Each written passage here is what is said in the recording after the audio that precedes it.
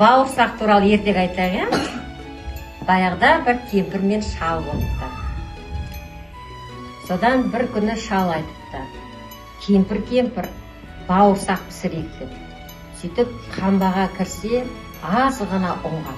Сол ұнға үйдегі қаймақ болсып, бал болсып, әдемілеп бауырсаққа қамыр елейді. Қамыр дайын болған кейін апасы бауырсақты пісіреді, балалар.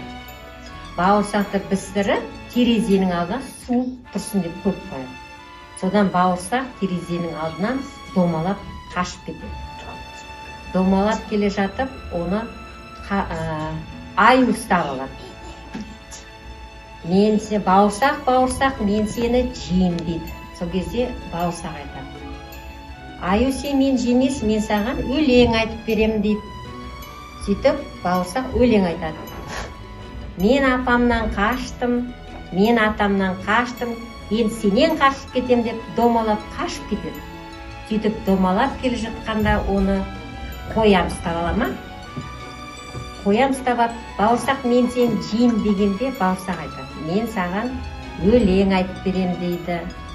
Сол кезде мен өлең айтып беремін деп өлең айтады бауырсақ: мен апамнан қаштым, мен атамнан қаштым, мен аюдан қаштым, енді сенен қашып кетем деп қашып кетеді. Домалап келе жатқанда оны қасқыр ұстап алады. Қасқыр ұстап алып, мен сені жеймін дегенде бауырсақ айтады: мен Қасеке, мен саған өлең айтып берейін. Сөйтіп ол өлең айтады: мен апамнан қаштым, мен атамнан қаштым, мен аюдан қаштым, мен қояннан қаштым, енді қасқыр сенен қашып кетем деп домалап қашып кетті. Домалап қашып жатқанда оны түлкі ұстап алады. Бауырсақ, енді сені жеймін дейді. Сол кезде бауырсақ айтады: мен саған өлең айтып берейінші дейді. Содан түлкі жарайды дейді. Бауырсақ өлең айта бастайды: мен апамнан қаштым, мен атамнан қаштым, мен аюдан қаштым, мен қояннан қаштым. Сол кезде түлкі айтады: менің құлағым естімейді, менің көзім көрмейді, кәнеке сен менің тұмсығыма отыршы дейді.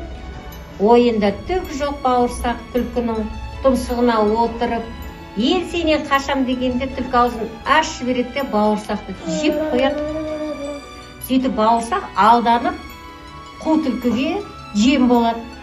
Солай ма, балалар? Иә. Міне осындай ақылды балалар өсе беріңдер.